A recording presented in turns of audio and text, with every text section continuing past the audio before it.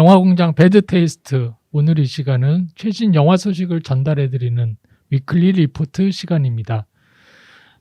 오늘도 독특한 구성을 다시 맡게 되었습니다. 타고님께서 추석 특집 편집을 밤새 하시느라 지금 거의 졸도 직전이라. 예. 그래서 오늘 지난번 또 반응이 그렇게 나쁘지 않았던 것 같아요. 맞습니다. 그래서 굳이 우리가 그걸 마다할 필요 있는가? 그래서 우리 귀한 닥두님을 모시고 다시 한번 진행을 해보도록 하겠습니다. 오늘 같이 해주실 분들 인사 먼저 나눌게요. 베테 여신 우디님, 안녕하십니까. 네, 귀요미 크리스님, 안녕하세요, 크리스입니다. 그리고 우리 베테의 아이콘 닥두님, 안녕하십니까. 그리고 저는 혼절 직전 다크입니다. 저희가 지금 추석을 이제 앞두고 이렇게 여전히 변함없이 특별한 일 없다는 듯이 이렇게 또 녹음을 하고 있네요. 참 무엇을 위해서 이러고 있는지. 뭘 또 1, 2년간의 일도 아니고 새삼스럽게 그러세요. 그러게요. 저희가 일단 리포트 시간이면 언제나 우리 우디님의 근황을 들으면서 시작을 하고 있는데 이번에 준비해 주신 이야기가 있나요? 특별한 건 없고요. 음. 이번 주에도 영화관 나들이는 못했고 그다음에 조금 회사 일도 바빴고 그리고 요즘 웬일로 제가 좀 소설책을 몇 개를 동시에 돌려가면서 읽느냐고 바빠서 영화를 더더욱이나 집에서도 제대로 챙겨보지 못했습니다. 일단 J.K. 로울링이 로버트 갈브레이스라는 필명으로 쓰고 있는 탐정 소설이 있어요. 코모란 스트라이크라는 탐정에 관한 이야기인데 그 책이 벌써 5권째가 최근에 발간이 돼서 그거를 또 읽고 있고 그다음에 제가 굉장히 좋아하는 에일리어니스트라는 요거는 넷플릭스에 시즌 1이 올라와 있죠. 그 작품도 원작이 있는데 이제 두 번째 소설을 읽고 있습니다. 왜냐하면 미국에서 지난 여름에 이 시즌 2가 이미 방영이 됐고 조만간 올라올 것을 기대하며 미리 책을 읽고 있고요. 그다음에 이건 저번에도 말씀드렸지만 또 겨울에 개봉을 고대하며 듀운의 원작 첫 번째 작품도 읽고 있는데 이게 두 작품이 탐정 소설이고 그러다 보니까 또 한 번 잡으면 너무 궁금하잖아요. 그래서 요즘은 시간이 좀 있으면 계속 이것들을 읽고 있네요. 아마 영화화가 될 확률이 크지 않을까 싶네요. 작가의 인지도라든가. J.K. 롤링은 이미 드라마화가 됐습니다. 드라마가. 지금 3권까지는 BBC 드라마로 방영이 되었고요. 그다음에 4권을 가지고 촬영을 한다고 제가 얘기를 들었는데 이제 코로나 때문에 촬영 상황이 어떻게 되는지는 모르겠어요. 그래서 1, 2권인가까지 나온 드라마는 크리스님이 도와주셔서 제가 구해서 몇 달 전에 재미있게 봤죠. 제가 그냥 책 보면서 생각했던 이미지랑 많이 비슷해요. 저는 사실 톰 하디가 이 역할을 했으면 좋겠다라고 주인공 역할을 생각을 했는데 그러진 않지만 비슷하게 잘 구현이 됐습니다. 오늘은 특별히 우리 닥님 일주일 동안 어떻게 지내셨는지 참 한번 기대되네요. 여쭤보고 싶네요. 저야 책 읽고 영화 보고 책 읽고 영화 보고 그리고 잠이 안 와서 오늘도 역시 30시간째 잠을 못 자고 있는 상태입니다. 어떡해요. 잠을 잘 주무셔야 되는데. 아니 왜 잠을 못 주무세요? 불면증입니다. 병인 거예요? 그렇죠. 그럼 병원 가서 처방을 받고 어떻게 진단을 받으셔야지. 불면증 처방 받아봐야 수면 유도제? 그렇군요. 아니, 지금 웃으면서 저희가 얘기를 하고 있지만 어쨌든 좀 심각하네. 만병의 근원인데 조심하셔야 되지 그러니까요. 않을까 싶습니다. 힘내시고요. 근데 요즘은 맥주 안 담그세요? 요새는 술 잘 안 먹습니다. 이게 혹시 불면증의 원인 아닐까요? 민간 처방 별로 좋지 않습니다. 그러게요. 어서 숙면하시길. 저희가 오늘 추석 특집으로요. 좀 시간이 짧게 배정이 되어 있어요. 그래서 추석 특집으로 짧게 진행을 해야 하기 때문에 우리 귀요미 크리스님의 근황은 다음 주로 미뤄두도록 하겠습니다. 예, 그냥- 팬들분들께는 죄송하고요. 다음 주에도 그냥 생략하셔도 되는데. 크리스님 근황은 여기 넷플릭스 코너가 곧 근황이야. 음. 아, 그치. 그렇군요. 음. 예, 그러면 오늘 첫 소식부터 한번 이야기 들어볼까요, 우디님? 네, 베테의 정체성 B급 신작 소개입니다. 오늘도 새 작품 준비되어 있고요. 첫 번째 작품은 제목이 Bullets of Justice입니다. 정의의 총알이겠네요. 데니 트레저 형님이 인류를 지배하는 반인 반돼지 집단에 저항하는 레지스탕스 인간들을 이끈다고 합니다. 데드캠프 6편, 이게 롱턴이죠. 6편의 연출을 맡았던 말레리 밀레프라는 감독이 연출을 했고요. 10월 15일 공개 예정입니다. 데니 트루즈 형님은 정말 매년 이런 식의 영화를 꾸준히 아이고, 만드네요. 너무 열심히 일하세요. 뭐 매년 정도가 아니라 그냥 1년에 한 최소 3-4편은 출연을 하시는 것 같은데. 예. 근데 이거 막상 트레일러를 보면 아마 초반에 그냥 죽는 역할 같더라고요. 아 진짜. 왜냐면 자식들이 커서 주인공이 되는 것 같더라고요. 음. 심지어 트레일러에 죽는 게 나와요. 아, 이럴 수가. 바쁘셔서 빨리빨리 조금씩 찍고 딴 거 찍고 그러시나 봐요. 포스터에는 마냥 주인공처럼 크게 나왔던데. 제일 유명하니까. 역시. 근데 이게 저 옛날부터 좀 제가 기다리고 있었어요. 이게 처음에 트레일러 공개된 게 한 3년 전이거든요. 아. 근데 그때 나왔던 트레일러보다 새로 나온 트레일러가 더 이렇게 좀 요약을 해놨더라고요. 그래서 옛날 트레일러 다시 찾아봤더니 더 자세하게 영화 내용이 다 나오더라고요.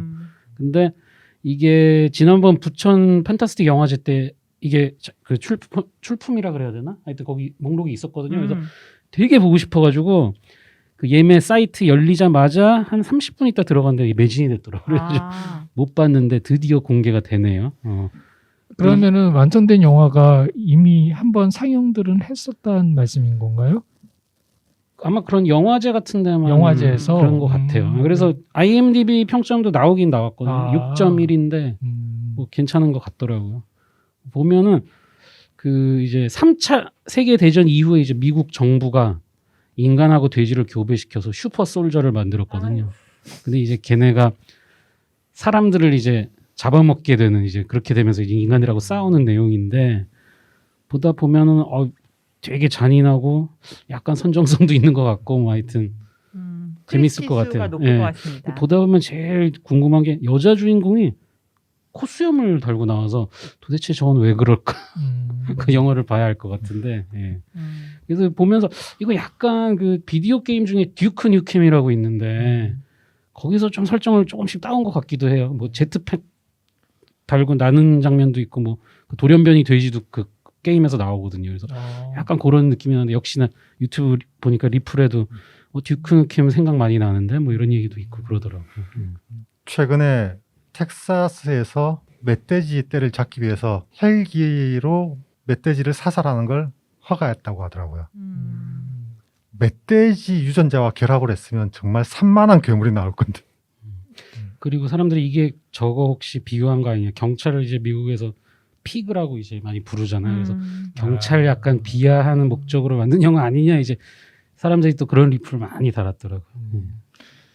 과연 그런 정치적 메시지까지 담은 영화일지는 이제 공개가 되면. 근데 IMDb 6점대면은 일단 저희가 소개하는 B급 영화들 치고는 상당히 높은 편인 것 같아요. 그게 초기 점수는 그냥 무시하는 게 좋습니다. 처음에 열릴 이런 때 걸 점수는. 좋아하는 사람들만 봤을 가능성이 또 있으니까. 네. 그리고 관계자들이 많이 점수를 입력하기 때문에 초기에 한 100명 단위까지는 이런 영화들 막 7점, 9점까지 오르거든요. 제가 많이 당했습니다. 알바구나 알바. 다음 작품은 오큐페이션 땡땡 레인폴이에요. 뭐 점령 그다음에 이제 폭우 정도 되겠는데 그 2018년작 호주 영화 아큐페이션의 속편이라고 합니다. 호주산 SF 액션으로는 역사상 최대 규모라는데 과연 10월 말에 공개 예정입니다. 이거는 뭐 트레일러를 봤는데 뭐 그렇게 뭐 되게 뭐 할 얘기는 없는데 보니까 그 2018년부터 딱 이제 2년 후에 만들어졌으니까 이 극중 스토리도 2년간 계속 외계인이랑 싸우고 있다가 남은 생존자들이 이제 무슨 반격할 좀 힘이 생겨서 이제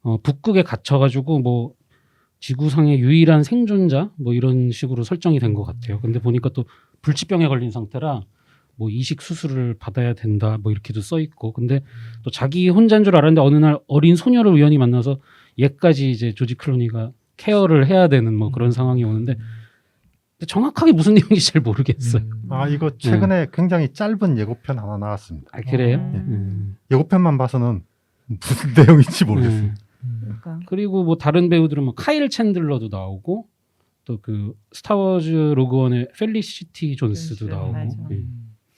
그래서 아마 조지 클루니가 이제 죽음을 앞둔 과학자라서 북극 기지 같은데 그냥 일부러 가서 조용히 마무리를 하려고 하는데 뭔가 사건이 나서 지구의 인류가 멸망하고 근데 이제 우주에 나가 있던 그 우주인들이 귀환을 해야 되는데 연락이 갑자기 안 되는 거야 지구랑. 근데 이제 어떻게 하다가 유일하게 조지 클루니하고 연락이 됐는데 조지 클루니는 그들에게 돌아오지 말라고 오면은 문제가 생기니까 막 그렇게 하는 뭔가 그런 얘기인 것 같은데 말씀하신 대로 아직 그 예고편이 안 나와서 그렇긴 하지만 뭔가 상당히 좀 독특한 분위기가 될 것 같고 조지 클루니가 그 뭐 암 환자 같은 걸 거예요. 그래서 그 머리라든가 분장에 굉장히 많이 신경을 썼다고 진짜 좀 리얼하게 보이려고.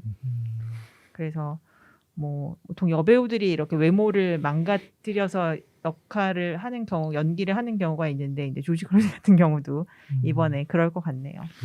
그런데 북극으로 가면 안 되는 이유는 예전 70년대 영화 블로볼 북극에다 갖다 버렸거든요. 그거 깨어나면 사람들 다 죽습니다. 뭐죠 지금? 괜찮아요. 네. 오늘은 파곤이 안 계시니까요. 그렇죠. 마음껏 펼쳐보십시오. 좋습니다. 기대 계속 전하겠습니다. 조지 클루니가 오래간만에 지금 출연이죠. 그렇죠. 예, 네. 연출도 이전부터도 그리 나쁘지 않은 평가를 받아온 또 연출가이기도 하고 굉장히 심기일전을 한 작품인 것 같고 저희들 모처럼 팬들분들께서는 굉장히 기대를 하실 만할 것 같습니다. 다음 작품은 사운드 오브 메탈이에요. 로그원 그리고 베놈에서 얼굴을 알린 그 리즈 아메드라는 남자 배우가 있습니다. 주연작인데요. 최근에 있었던 그 토론토 국제영화제에서 호평을 받은 후에 아마존 배급으로 11월 공개 예정이라고 합니다. 아마 시상식 시즌에 맞춰서 또 극장 개봉도 한다고 하는데 그만큼 자신이 있나 봐요. 밴드 드러머야 주인공이. 근데 청각 상실이 오는 거예요. 그래서 이제 그런 과정을 그리는 드라마인 것 같고요. 재미있는 게 예고편에도 영어 대사를 다 이렇게 자막을 달아놨어요. 그러니까 청각장애에 관한 이야기라서 아마 영화에도 그렇게 할 예정이라고 하더라고요. 그 2013년작 그 Place Beyond the Pines의 공동 각본가였던 데리우스 마더가 그 당시 그 작품의 감독인 데렉 시앤프랜스와 직접 각본을 쓰고 그다음에 이제 극영화 연출 데뷔를 합니다. 이 두 사람은 또 유명한 코만치 족장의 전기를 각색한 Empire of the Summer Moon을 준비 중이기도 하다고 하네요.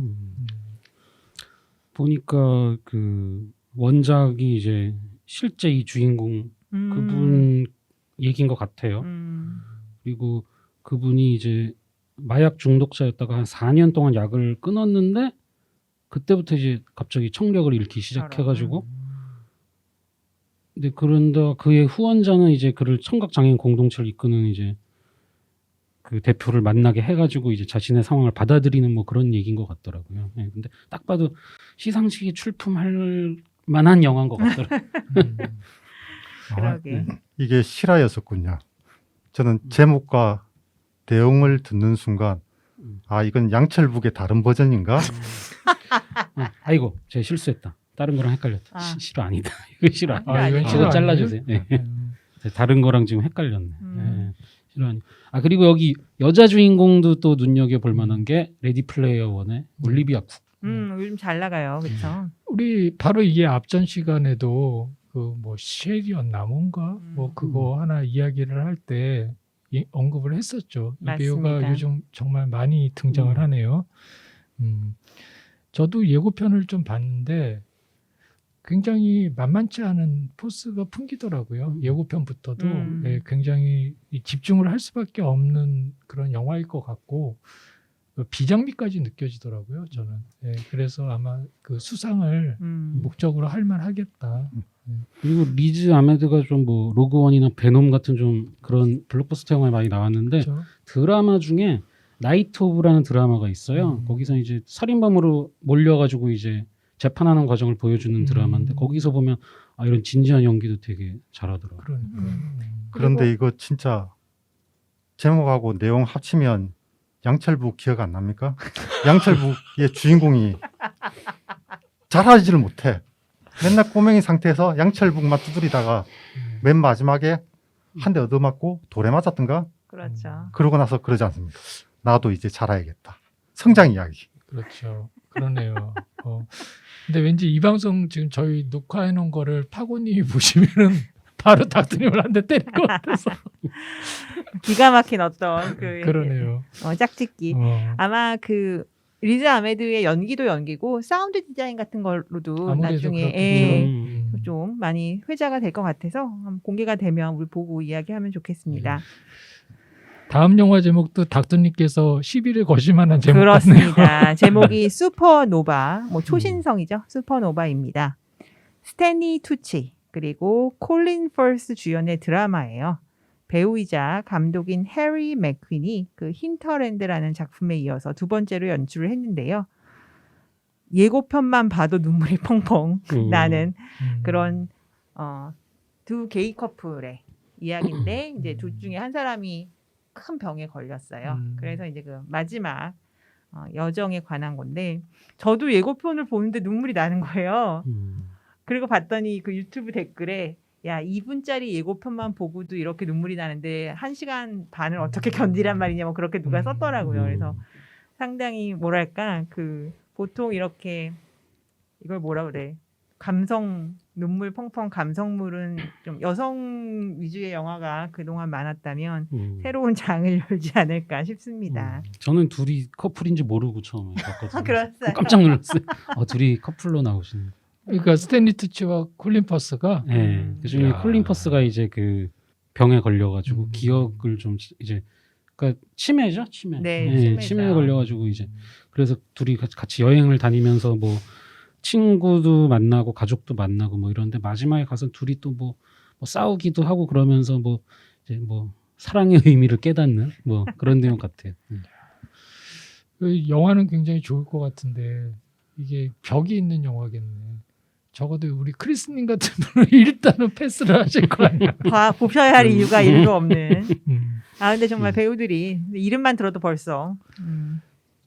제목이 슈퍼노바라 저는 SF 영화 뭐 네. 이런 걸 줄 알았더니 예전에 그 코플라가 제작한 영화 그게 90년대 후반인가 슈퍼노바란 영화가 있었는데 그렇죠. 재미없습니다. 예. 망작의 대표작 중에 하나로 예. 그렇군요.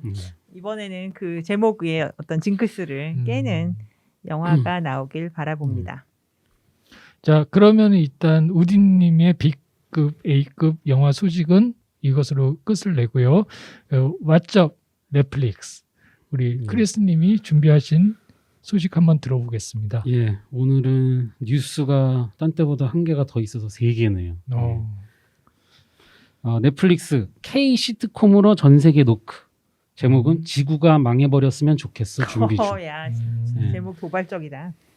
이제 23일에 블로터라는 곳에서 이제 취재 결과 넷플릭스가 글로벌 시트콤 지구가 망해버렸으면 좋겠어를 선보일 예정인데 지금 넷플릭스가 15일에 신규 상표권을 특허청에 출원했다고 이제 그 소식이 나왔어요. 그래서 아직 제작 단계는 아닌데 출연진은 대충 나왔거든요. 근데 좀 다 좀 생소한 신인들 같은데 저는 뭐 박세환, 한현민, 신현승, 테리스 브라운인데 이 중에서 좀 눈에 띈 게 그 모델 겸 방송인 그 한현민 씨. 저도 그 이름만 알겠네요. 예, 예능 프로도 많이 나오셨었고, 예, 그래서 연기를 이제 드디어 하시는구나. 예, 그것도 있고 테리스 브라운이라는 분은 보니까 국내 영화 I Can Speak와 초미의 관심사에 이제 출연을 하셨던 분이더라고요. 예, 그래서 공개일은 아직 미적인데 드디어 시트콤까지 확장을 하는구나. 예. 에반게리온 시트콤 버전인가? 에반게리온에서 맨 후반에 그러지 않습니까? 음. 모두 죽어버렸으면 좋겠어. 아직 내용이 전혀 공개가 안 돼가지고. 맞아요. 예. 제목은 상당히 도발적인데. 지금 그 말씀 듣고 보니까 거기서 영감을 받았으려나 싶기도 하네요. 예. 예, 다음은 넷플릭스 K 콘텐츠 넘어 K-테크 플랫폼 되다. 이게 무슨 얘기냐면요. 이제 관련 업계에 따르면 SF뿐만 아니라 로맨스와 코미디 등 다양한 장르에서 지금 VFX가 적용되면서 관련 기업들이 되게 두각을 내고 있는데 시각 효과 등 버추얼 프로덕션 서비스를 제공하는 웨스트월드에서 지난해부터 넷플릭스와 협업을 하며 회사 규모와 기술 역량을 키우고 있고요. 2018년 설립 당시 임직원 3명에서 출발했는데 코로나가 이제 장기화되면서 최근에 직원이 100명으로 늘어났다. 예, 그러면서 넷플릭스가 이제 한국 기반 오리지널 콘텐츠에 장기적으로 투자를 진행하면서 웨스트월드와 같은 국내 VFX 업체들 또한 버추얼 프로덕션 등의 신기술을 시도할 수 있는 발판이 마련됐다는 분석이 있고요. 또 웨스트월드는 또 넷플릭스에서 실시간 재생될 예정인 스위트홈, 지금 우리 학교는 다 전에 한번 짧게 소개를 해드렸죠. 네, 그리고 또 고요의 바다, 여기서 이제 자체 VFX 기술을 이제 해외 이용자들에게 선보일 계획이라고 하네요. 넷플릭스가 여러 가지로 보탬이 되네. 그러게요. 그냥 이게 하긴 뭐 영화라는 게 항상 우리가 과학하고 같이 가는 거니까 그렇다고 하면서도 있잖아요. 우리가 자꾸 있게 되고 뭐 그래서 아카데미도 원래 예술 영화 예술 과학 아카데미인데 우리가 항상 예술 부분만 강조하지. 그래서 과학은 미리 뭐 자기들끼리 상 따로 주고 이러는데 이런 부분은 정말 되게 고무적인 그런 소식인 것 같아요. 또 한국 콘텐츠가 죄다 다 장르물이라서 또 그런 기술을 좀 선보일 기회가 맞아요. 많은 것 같아요. 맞아요. 현업에 있는 분들이라면 어쨌건 편수가 늘어나면 일거리가 늘어나서 좋은 거고 일거리가 늘어나면 그 주변 연관 산업들도 같이 동반 상승하니까 결국 좋은 일이겠죠. 예, 마지막 뉴스는 10분짜리 OTT 퀴비는 왜 넷플릭스에 졌나? 23일에 워싱턴 포스트에서 퀴비의 부진은 비슷한 유형의 소셜미디어 업체와의 경쟁 심화로 꼽았다. 페이스북, 인스타그램, 구글, 유튜브, 틱톡 등이 모두 이동 중에 짧은 영상 서비스를 하고 있는데 퀴비가 차별화 전략을 가져가지 못했다는 지적. 그리고 콘텐츠에 과도하게 저작권을 부여해서 소비자가 활발하게 영상을 퍼뜨릴 수 있는 공유 기능이 없었다는 점이 퀴비의 가장 큰 약점으로 꼽혔다. 아울러 또 광고료로 한 달에 $5를 청구해 소비자 부담을 높인 것도 실패 요인으로 지목됐고 라이브러리 기능이 없이 콘텐츠가 뒤죽박죽 섞여 있고 스마트폰을 가로로 둘 때 넓은 화면을 세로로 세울 때 1인칭 화면을 각각 보여주는 턴 스타일은 특허 소송에 휘말리기도 했다. 아주 그냥 되는 일이 하나도 없는. 그러네요. 예, 그래가지고 지금 뭐 매각을 검토하고 있다 그러네요. 이게 처음에 되게 요란하기 시작했는데 기대가 컸거든요. 유명한 감독들이랑 배우들이 다 참여한다 그랬고 그리고 어떤 드라마는 뭐 특정 시간대 이제 밤에만 볼 수 있게 뭐 그런 설정도 한 게 있어요. 그래서 그 지역마다 그 시간대에 딱 야간에만 딱 볼 수 있게 뭐 그래서 되게 독특하다 했는데 뭐 콘텐츠 공개되고도 뭐 별 화제도 안 되는 것 같고 뭐 그냥 흐지부지 그렇게 된 것 같더라고요. 저는 퀴비라는 뭐 이 어플리케이션인 거예요? 서비스? 그렇죠. 네. 스트리밍 그래서 서비스. 저는 뭐 잘 모르는 서비스인데 쭉 지금 열거해 주신 특징들만 들어도 아니 도대체 장점이라고는 찾아볼 수가 없는 것 같은데요. 네. 이게 그리고 만든 사람이 드림웍스 창업자 제프리 카젠버거. 이게 내용을 쭉 듣다 보니까 이 컨텐츠의 가장 큰 단점이 개인에 주목한 것이 가장 큰 단점이 아닐까. 우리가 거의 대부분 소셜 네트워크들 다 어쨌든 사회적 관계망으로 엮여 있지 않습니까? 넷플릭스도 내가 친구들과 같이 나눠보면서 그리고 내가 본 걸 사람들하고 공유하는 어떤 소셜 네트워크를 만들 수 있는데 개인에게만 집중하면 그 개인은 그걸 그냥 소비하고 말아버리거든요. 이걸 공유해야지 점차 확대가 되는 건데. 보면 인류의 가장 중요한 어떤 그 가치를 결국엔 이야기하는 것 아닌가 뭐 이런 생각도 들어요. 더불어 살아야죠. 예. 아니, 저는 이 기사가 뜰 때까지 자세한 그 콘텐츠가 어떤 특징을 가지지 몰랐거든요. 근데 여기 뭐 문제가 된 거 쭉 읽어보니까 왜 이렇게 했을까? 그러니까요. 장점으로 좀 이해가 안 보는 되는 게, 것 같아. 예. 너무 늦었던 것 같아요. 레고 시장에 네. 등장한 시기가 이미 다른 음. 것들이 뭔가 공고하게 자리를 잡고 그렇죠. 음. 그리고 짧은 콘텐츠라는 것도 더 이상 뭐 신선한 그 맞아요. 소재가 아니라. 예, 다음은 이제 지난주부터 제목을 붙인 넷플릭스 집중탐구? 이야. 콘텐츠 집중 탐구. 아니 따로 뭐 새로 나온 콘텐츠를 따로 이제 하신다 그래가지고 할라 그랬던 걸 다 빼니까 네. 아 이걸 뭘로 채우지 하다가 평이 굉장히 안 좋았는데 최신 영화가 하나 올라왔더라고요. 그래서 과연 얼마나 안 좋은가 한번 보자 하고 본 게 판타지 아일랜드. 네. 청불이고요. SF 판타지. 그리고 특징은 긴장감 넘치는. 예, 근데 뭐 별로 넘치지 않았고요. 예, 이 IMDb가 4.9, 로튼 토마토 지수 8%, 관객 스코어 48%. 이야, 8%. 예. 아 근데 출연진은 뭐 맞아요. 마이클 페냐, 매기 큐, 그리고 트루스 오데어 주인공이었던 루시 헤일. 예. 감독이 제프 와드로우 감독인데 바로 그 트루스 오데어를 만들었던 연출했던 그분이에요. 그리고 그 빈 디젤 나온 제가 아직 못 봤는데 블러드샷이란 영화의 각본을 또 뭐 썼다고. 예. 각본가가 블러드샷 영화 정말 그래요? 근데 블러드샷은 어떻든 원작이 있는 거였기 때문에 아 그래요? 예, 각색을 이제 물론 각색가의 책임도 없는 건 아니겠지만 예. 그래서 이게 원래는 1974년에서 84년까지 방영했던 미국 드라마 외화죠. 판타지 아일랜드를 리부트한 거거든요. 근데 이제 완전 분위기를 바꿔가지고 장르가 바뀌었죠. 그거는 제가 알기로는 코미디로 알고 있는데, 맞아요. 예.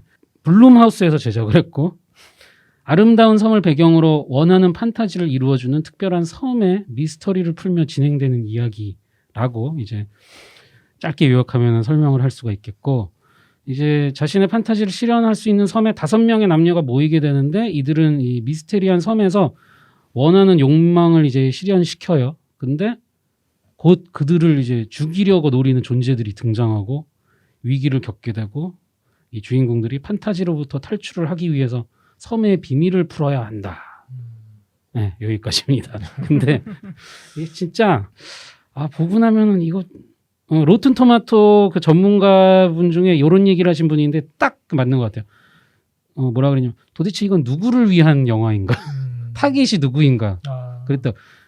되게 완전 짬뽕이에요. 장르도 어드벤처, 공포, 코미디, 판타지, 미스테리, 스릴러 다 들어가 있어요. 그리고 그래서 굉장히 혼란스럽거든요.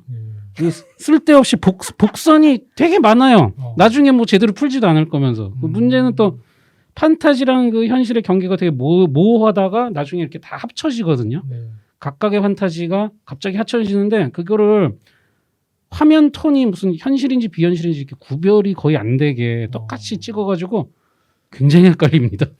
무슨 소리를 하는 건지. 성의가 없구만. 네, 그래서 마지막에 이렇게 맞물렸을 때도 잘 깨워 맞췄네 뭐 이런 소리가 안 나오고 저 뭐야 그래서 어떻게 됐다는 거야. 그래서 그냥 완전 잡탕. 네, 그런 영화예요. 오늘 지금 진행되는 시간들 중에 제가 볼 때는 크리스님이 가장 가열차게 토크를 해주시고 계신 것 같아요. 굉장히 쌓인 게 많았던 것 같습니다. 아니 뭔가라도 괜찮은 게 하나 있을 줄 알고 봤는데 역시나. 아니 뭐 캐스팅이나 감독이나 그리고 뭐 원작까지도 유명했다 하면 그렇게 나쁠 수도 참 힘들 것 같은데. 블룸하우스가 전에 뭐 인터뷰를 한 거 보니까 그 대표가 과거에 유명했던 작품들을 가져와서 맞아요. 새롭게. 자기들이 하고 싶은 다른 이야기를 껴맞춘다. 그런데 그렇긴 있었죠. 했어요. 근데 그게 이상한 거죠. 문제가. 그리고 판타지라는 그 설정을 초반에 명확하게 설명을 안 해주고 계속 이 얘기가 진행되면서 그 마이클 페냐가 이제 거기 주인이거든요. 그 사람이 입을 통해서 자꾸 조금씩 무슨 설정이 나오니까 막 듣는데 막 짜증이 나는 거예요. 저래서 저런 거야? 뭐 이거를 나중에 알게 되니까 하여튼 자신 있게 졸작이라고 말씀드리고 싶습니다. 갑자기 확 땡기네. 그런 분들이 있을 것 같아요. 저기 그러고 보니까요, 우리 닥터님 그 최근에 베텐에 블루마우스 폄하하는 그런 기류가 굉장히 드세게 일고 있는데 우리 닥두님도 한때 또 블루마우스의 팬 아니셨나요? 팬이었던 적은 없죠. 팬까지는 아니지만 그렇게 뭐 미워하진 않으신 분 중에 하나였던 걸로 기억을 하는데. 아니, 전 대부분의 영화를 미워하지 않습니다. 네, 맞아요. 박애주의자 우리 닥두님. 뭐 그럼- 반 블루마우스 전선의 선봉은 파고님밖에 없는 거 아니에요? 그런가요? 네. 어떻게 생각하세요? 요즘 블루마우스에서 나오는 작품들이 계속 이렇게 질타를 받고 있는데 닥두님 입장에서는 뭐 한마디 하실 말씀이? 글쎄요.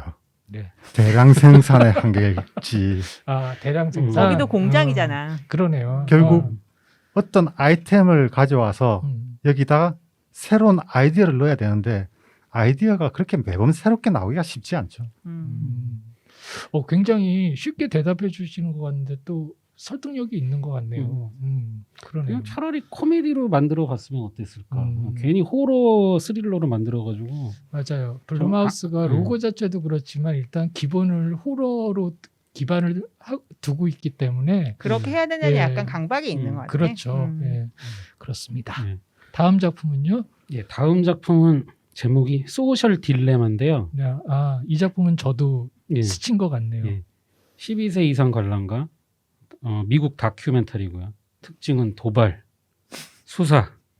예, 근데 이거는 제가 넷플릭스에서 봤던 다큐멘터리 중에서도 저는 한 탑으로 꼽고 싶네요. 진짜 꼭 보셨으면 좋겠는 다큐예요. 저도 봤는데 정말 겁이 덜컥 나죠. 예.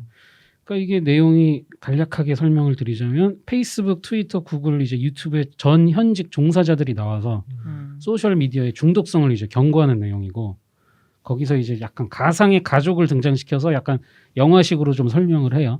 예. 근데 이제 뭐 대충 내용이 어떻게 되냐면 초반에는 이제 SNS 업체들이 광고를 더 비싼 가격에 팔기 위해서 사용자의 시간을 점유하려고 진짜 별짓을 다 한다. 그런 내용이 나오고 뭐 우리가 검색어나 뭐 좋아요 버튼을 누를 때마다 그게 다 취향 파악하는 그 데이터에 다 들어가고 그거에 걸맞는 광고를 내보내고 있고 지금 뭐 영화 같은 데서 뭐 터미네이터 같은 그런 세상이 오진 않지만 이미 인공지능이 다 컨트롤을 하고 있고 거의 빅브라더 같은 역할을 하고 있다. 그런 내용도 나오고 이제 후반부에는 무슨 내용이 나오냐면 가짜 뉴스에 대해서 나오거든요. 그래가지고 가짜 뉴스 유통 창구 역할을 지금 SNS 플랫폼들이 다 하고 있다. 그리고 좌우 진영이 이제 더 이상 토론을 해서 뭔가 해결을 하질 않고 페이스북이나 유튜브 등을 통해서 이제 서로 적으로 간주하고 제거 대상으로 여기기 때문에 이제 크게 보면은 민주주의의 파괴까지 이어지고 있다. 이렇게 그 다 종사자들이 나와서 근데 이제 마지막에 뭐 약간 해결책도 나옵니다. 근데 제가 이거는 자세하게 설명을 안 드리고 그냥 직접 보셨으면 좋겠어서 말하면 다 스포일러가 되니까 되게 내용이 재밌거든요. 그리고 그 나와서 이렇게 이야기하는 사람들이 뭐 그냥 보통 사람들이 아니고 다 되게 임원이었거나 뭔가 그쵸. 이런 SNS의 발달에 기여를 한 그런 사람들이 나와서 정말 굉장히 어떤 인사이더들이 얘기를 하는 거고 그다음에 저는 사실 그 앞부분에 어떤 상업적인 면보다는 이 뒷부분이 더 좀 무섭더라고요. 사실은 우리가 어떻게 보면 공짜로 이용을 하는 거니까 어떻게 보면 그런 광고나 이런 걸 통해서 물건을 좀 팔아줘야 된다는 생각도 저는 해요. 그런데 이제 그거는 그렇다 치는데 상업적인 부분이니까 가짜 뉴스의 통로가 되고 거기서 그냥 이렇게 서로 완전히 보는 채널 같은 게 달라지면서 이게 바로 민주주의의 파괴로 이어진다는 부분이 사실은 더 사회에 미치는 영향은 큰 것 같더라고요. 그래서 그 보면은 그 유명했던 그 아동 성매매 조직과 그 힐러리 클린턴 국무장관이랑 뭐 음모론 있잖아요. 그 피자 게이트 그거에 대해서 나오고 그 피자 게이트에서 나왔던 실제 피자 가게에 그런 게 있는지 어떤 사람이 찾아갔다가 막 거기 침입해서 막 그러다 경찰한테 체포되는 일도 있고 그러니까 이게 다 SNS에서 그런 가짜 뉴스가 자꾸 나오니까 이제 그걸 믿는 사람들이 점점 많아지고 또 진짜 판단력을 잃게 만들고 진짜 민주주의를 공격한다는 경고를 하면서 이제 내용이 전개가 됩니다. SNS가 정말 무섭죠. 가장 큰 무서움이 내가 트위터건 페이스북이건 집단 속으로 들어갔을 때 사실은 이 집단은 다양한 집단이 아니라 동질 집단이거든요. 내가 내 집단이 원하는 것만 치사 선택해서 그것만을 보기 때문에 그거는 정말 세상에 둘도 없는 진실처럼 보이는 겁니다. 하지만 여기서 한 발만 나가서 보면 이상하거든요. 그런데 그걸 절대 느끼지 못합니다. 지금 어떻든 현대 사회를 살아가고 있는 그리고 많은 영상 매체들과 정보들을 본의 아니게든 본이게든 계속 접해야만 하는 입장에서는 한번 필히 한번 보셔야 할 이유가 네. 있는 것 같네요. 근데 저는 이 영화를 보면서도 핸드폰으로 페이스북을 체크하고 있었어요. 그러니까 이렇게 안 좋지. 막 이러면서 또 음. 한번 보고. 예. 여기 SNS 하나도 안 하는 인간 있지 않습니까? 그러니까 마지막 콘텐츠는 보건교사 안은영. 한국 드라마고요. 15세 이상 관람가. 특징은 엉뚱기발. 감독님은 비밀은 없다의 이경미 감독님. 그리고 주인공은 정유미 씨와 남주혁. 목련고 보건교사 안은영이 남들이 눈으로 볼 수 없는 젤리를 봅니다. 그 젤리를 놔두면 학생들에게 달라붙어서 해를 끼치기 때문에 장난감 칼과 플라스틱 총을 들고 그 존재들과 혈투를 벌이는데 그 매일 반복되는 싸움을 이어가던 그 앞에 이제 한쪽 다리를 제대로 못 쓰는 한문 교사 홍인표가 등장하고 근데 그 홍인표라는 인물이 뭔가 좀 특별한 또 기운이 있어요. 그래서 그 사람의 손을 잡으면 이 안은영한테 에너지를 충전해주는 그런 도우미 역할을 하고 그래서 포스터에 손이 예, 번쩍번쩍거렸구나. 그렇습니다. 그 후 두 사람은 이제 학교 지하실에 앞지석과 관련된 비밀을 풀어 나간다는 이야기입니다. 굉장히 독특해서 제가 좀 기대를 하고 있었거든요. 그래서 거의 한 번에 쭉 봤는데 6부작이에요. 그래서- 6%로 끝이 나는. 예, 근데 약간 너무 좀 짧아서 거기서 뭐 여러 가지를 너무 보여주려고 그래가지고 초반에는 좀 그런 아까 설명했다시피 그 뭐 장난감 칼로 젤리 주기 그래서 약간 유치한데 분위기가 괜찮아요. 그래서 요런 톤으로 계속 가겠구나 했는데 갑자기 한 4, 5편에서 얘기가 되게 어두워져요. 이제 학교에 뭐 얽힌 미스테리를 뭐 푸는 내용이 나오면서 예, 그러면서 편집도 좀 툭툭 끊기는 것 같고 그 뒤 마무리가 좀 이상해가지고 그냥 그 젤리 괴물들하고 싸우는 거를 좀 많이 보여줬으면 좋았을 텐데 그러다가 미스테리로 갔어도 될 것 같은데 그 액션도 별로 없어요. 초반에 조금 나오고 뒷부분은 좀 되게 좀 진지한 분위기로 가는데 이거 보시면은 되게 또 그 음악이 되게 중독성이 있습니다. 굉장히 정신 몽롱해지는 몽환적인 이상한 음악들이 나오는데 한번 드라마 보시면 아실 거예요. 뭐 그 중에서 제일 웃긴 거는 괴물들 입장에서 이제 가사를 쓴 노래가 하나 나오거든요. 귀엽다. 그러면은 뭐 도망가자 뭐 보건교사다 잽싸게 도망가자 죽게 생겼다 뭐 이런 가사 나오면서 노래가 나와요. 그런 것도 좀 뭐 센스 있는 것 같고 전체적으로 뭐 그래도 한번 보실만한 것 같아요. 분위기가 굉장히 좀 특이합니다. 약간 일드 보는 느낌도 나고. 저는 혼란스러워요. 지금 이 소개를 해주시는 게 예. 보라는 건지 보지 말라는 건지 아니, 모르겠어요. 취향을 타겠지. 저도 조금 애매했거든요. 그래서 저는 초반부는 되게 재밌게 봤어요. 근데 뒷부분 그 미스테리를 풀려면 좀 한 8부작 9부작으로 가서 조금 이렇게 했으면 어땠을까 그 생각도 들고. 이게 뭐 딱히 참고가 될지는 모르겠지만 한국에서 젤리 형태의 괴물 익숙하지 않은 것 같은데 사실 우리한테는 익숙한 존재들이 원기라든지 여귀, 여자 귀신 아닙니다. 이거는 질병으로 죽은 귀신을 여귀라 그러는데 또는 조상 귀신 이런 것들이 익숙하다고 생각하는데 이런 존재들은 사실 조선 후기에 등장하는 귀신들이거든요. 조선 초기에는 이런 귀신들 별로 안 나옵니다. 대신에 방금 말한 젤리처럼 기가 안 좋게 응축된 그래서 거기서 묘사됐던 귀신 하나가 상체는 없고 하체는 뼈만 있는 것 같은데 그게 막 슬금슬금 걸어온다든지 그런 괴이한 존재들을 많이 묘사를 했거든요. 어떻게 보면 이런 존재들도 고려시대 이럴 때는 우리한테 굉장히 익숙한 그런 요괴들이었을 수 있다는 거. 아마 보건고사 안은영에 대한 많은 그 감상 중에 고려시대 귀신을 얘기할 수 있는 건 우리 방송밖에 없을 거예요. 그리고 이게 폭력 수위는 세진 않습니다. 왜냐하면 뭐 젤리를 죽이고 이럴 때 뭐가 피가 튀거나 이런 게 아니라 하트 모양으로 막 쪼개지면서 하트가 막 하늘에 날아가기 때문에 굉장히 귀엽게 묘사가 돼가지고 네, 그냥 뭐 웬만하면 다 보실 수 있을 거예요. 정유미 씨 연기 잘하죠? 되게 잘 어울리던데. 일단 진짜 잘 지금 말씀하신 걸 들어보면 또 아동들도 같이 볼 수 있을 것 같은데 정작 등급은 15세라고 써주셨네요. 예, 15세인 게 그러니까 뒤에 가면 조금 뭐 내용이 무겁기도 하고. 예. 그러면 명절 때 그 지금 아직 어린 조카들과 함께 만약에 봐야 할 때 이 작품을 선택해도 될까요? 글쎄 얼마나 어린 조카를. 뭐 이제 초등학교 막 들어가는 정도? 근데 조금 스토리를 별로 재미 없어하지 않을까요? 그럴까요? 그 애들은 네. 아니 무슨 뭐 소리 하는 거지? 막 이럴 것 같은데. 젤리가 갈라지면서 하트가 날아간다고 하니까 그런 장면은 좋아할 수 있는데. 예. 예. 초등학교 정도면 음. 이블데드까지는 괜찮고 아이고, 리애니메이션은 아, 야. 그럼 이거는 뭐 그냥 보셔도 됩니다. 예. 네. 예.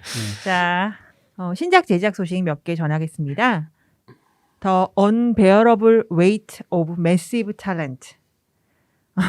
거대한 재능에 참을 수 없는 무게 정도 되겠어요. 2011년 고스트 라이더 이후에 니콜라스 케이지의 첫 스튜디오 영화입니다. 메타 액션 코미디라고 하는데 페드로 파스칼 그리고 티파니 헤디시 등 요즘 잘 나가는 또 배우들이 조연으로 참여를 한대요. 니콜라스 케이지는 궁핍한 스타야. 그래서 자기 팬이 뭐 100만 달러를 줄 테니까 자기 생일 파티에 참석해달라고 그래서 거길 또 가요. 근데 이제 거기서 뭔가 소동이 일어나면서 말려든다는 내용인데 이 스타가 세계 최대의 범죄 조직에 잠입하게 된다고 합니다. 내용 중에는 본인이 주연했던 코네어, 그다음에 페이스 오프의 패러디 장면도 들어갈 예정이라고 하니까 니콜라스 케이지를 위한 영화인데 기대됩니다. 이거 전에 제가 뉴스로 한번 전해드렸었는데 그때 니콜라스 케이지가 니콜라스 케이지를 연기하는 니콜라스 케이지를 위한 영화 그래가지고 근데 기사가 떴었어요. 보니까 그랬구나. 그때 니콜라스 케이지가 이제 알고 보면은 저 CIA 정보원이에요. 그리고 그 자기를 초대한 사람이 알고 보니까 마약 왕이라 이제 거기서 이제 뭐 정보를 캐내고 뭐 그러다가 이제 뭐 말려드는 뭐 그런 내용 같고 또 그거랑 또 같이 뭐 쿠엔틴 타란티노 영화에 캐스팅 됐다는 것도 뭐 스토리상 나온다 그러더라고요. 아니 지금 제작 들어가고 있는 영화에 스포일러를 까신 겁니까? 그게 기사에 그렇게 나와가지고 내 생각에 그런 게 중요한 영화가 아닌 것 같아. 니콜라스 케이지가 한동안 커리어만이 아니라 연기도 정말 엉망이었거든요. 맞아요. 그러다가 최근작 맨디나 우주에서 온 색채 여기서는 연기 굉장히 좋아졌더라고요. 요 기세를 조금만 더 밀고 가면 뭐 전성기까지는 아니더라도 꽤 괜찮지 않을까. 그러게. 뭔가 한동안 정말 그 굉장히 B급 영화 많이 했었는데 그게 자산이 돼서 다시 컴백하는 것 같네요. 다음 소식은 라이언 거슬링이 데이빗 레이치 신작의 주연을 맡는다라는 내용인데요. 넷플릭스, MGM, 소니, 라이언스게이트를 제치고 유니버설이 이 영화를 제작하기로 했다는데 바로 홉스앤쇼 그리고 미션 임파서블 로그 네이션, 아이언맨 3 등에서 각본을 맡았던 드루 피어스가 시나리오를 쓰고요. 스턴트맨의 이야기라고 합니다. 그래서 일단은 뭐 80년대 그 TV물이죠. 더 폴 가이라고 600만 불의 사나이 리 메이저스 옹이 주연을 했던 그 TV 드라마랑 비슷한 내용 아니겠느냐라는 추측이 있고요. 뭐 데이빗 레이치가 스턴트맨 출신 감독이니까 딱 맞는 그런 작품이기는 해요. 아마 감독의 개인적인 이야기가 많이 들어갈 거라고 그러더라고요. 그러게. 그리고 마지막으로는 이건 전에 한번 말씀을 드린 적이 있는데 스카페이스 리메이크 관련해서 뭐 유니버설이 이제 오랜 기간 동안 노력했던 프로젝트인데 그동안 데이빗 에이어 그리고 데이빗 예이츠, 뭐 디에고 루나 등이 한다 안 한다 이런 말들이 있었고요. 그런데 이제 그 콜미 바이 요 네임, 뭐 서스피리아로 유명한 루카 과다니뇨가 그 83년작을 리메이크를 하는 개념으로 우리 세대의 토니 몬타냐를 창조하고 싶다고 포부를 밝혔어요. 그래서 이제 준비를 하고 있다는 소식을 전했고 주인공으로 마이클 B 조단이 유력한 후보로 부상했다고 합니다. 그럼 이제 흑인판이 되는 거겠죠. 그래서 일단은 아직 뭐 확정은 아니지만 이렇게 진행이 되고 있다고 하니 만들기는 정말 만드는 것 같습니다. 아니 저는 마이클 B 조단 좋아하긴 하는데 그 전에 언급했던 그 디에고 루나를 저는 기대를 했거든요. 이분이 처음에 제가 봤을 땐 스타워즈 로그원에서 이제 나왔을 땐 좀 매갈이 없고 조금 약한 것 같은데 느낌이 들었는데 이분을 어디서 괜찮게 봤냐면 나르코스 멕시코에서 이제 마약왕이 돼가는 그 내용을 이렇게 거기서 캐릭터를 연기를 너무 잘해가지고 스카페이스의 토니 몬타나 느낌은 솔직히 잘 모르겠는데 거기서 연기가 약간 그 대부에서 마이클 콜레오네 같은 그런 느낌을 좀 받았었어요. 그래가지고 이거 하면 되게 잘하겠다 싶었는데 어떻게 또 그냥 넘어갔나 보네요. 개인적으로는 83년 리메이크 말고 83년이 했던 것처럼 오리지널 스카페이스의 원작은 소설이죠. 오리지널 스카페이스는 금주법 시대의 알카포네였고 그렇죠. 요걸 쿠바 난민이 미국에 와서 겪는 사건 이걸로 변주를 했기 때문에 이번에 만드는 스카페이스 버전도 아예 뭐 멕시코라든지 이런 식으로 또 다른 변주가 이뤄지면 더 낫지 않을까 그런 생각이 드네요. 근데 전에 우리 시간에 그 한번 이야기를 했던 힙합 전문가께서 말씀해 주신 바에 의하면 그 힙합을 비롯한 미국 흑인들이 스카페이스를 무척 좋아한다고 굉장히 표상이라고 특히 힙합 아티스트들의 그렇다고 보면 또 흑인판으로 가는 것도 뭐 흥행이나 대중적인 면에서는 틀린 선택은 아닌 것 같습니다. 브라이언 드 팔마의 스카페이스도 그 오리지널 영화판 스카페이스와 기본 구조는 비슷하거든요. 그리고 아예 옮겨다 찍다시피 했던 장면들도 몇몇 장면이 들어있고 그러니까 굳이 83년을 리메이크할 필요가 있을까? 그러게요. 두고 봐야 되겠죠. 마지막은 뭐 잡소식 업계 동향인데요. 일단 그 루소 형제의 신작 체리를 애플에서 배급을 한다네요. 요거 만든다는 소식은 제가 전에 전한 적이 있는데 그 루소 형제가 어벤져스 엔드게임 이후에 만드는 첫 번째 연출작이고 톰 홀랜드 주연입니다. 이라크전 참전 후에 심한 그 PTSD를 겪는 청년의 이야기인데 톰 홀랜드의 어떤 성인으로서의 연기가 돋보인다고 하고요. 니코 워커라는 사람의 자전적 소설이 원작인데 요거를 이제 애플이 시상식 시즌을 노리고 500억에 구매했다고 합니다. 보니까 그 PTSD로 이제 고생을 하다가 나중에 은행 강도 짓을 해서 2011년에 감옥에 갔고 2020년에 석방된다고 그러더라고요. 네. 그 석방 맞춰서 개봉하겠네요. 마지막 소식은 이건 약간 사심 리포트인데요. 차기 제임스 본드의 톰 하디라는 또 썰이 새로 부상을 하고 있어요.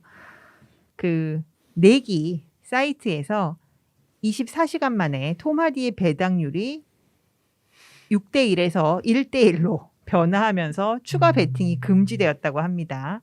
왜냐하면 이제 거의 그렇다면 확정이라는 소식이니까 지난 6월에 오디션을 여러 번 보고 그 다음에 이제 원래 그 25편이 개봉하면 그 직후에 발표를 하려고 했는데 이게 원래 여름 개봉이었다가 지금 계속 봄 개봉, 여름 개봉 미뤄지고 있다 보니까 발표를 못하고 기다리고 있다라는 설이고요. 이대로 간다면 뭐 내년에나 공식화 될 것 같습니다. 톰 하디 뭐 저는 괜찮고 나쁘지 않은데 다만 인제 시작하기에는 나이가 좀 있어가지고 걱정이에요. 지금 45인가 그렇거든요. 데니엘 크레이그가 처음 시작할 때 30대 중반이었는데 보통 하면 막 몇 편씩 하니까 그리고 또 한 번에 몇 년 텀이 있고 그래서 그게 좀 걱정이 되네요.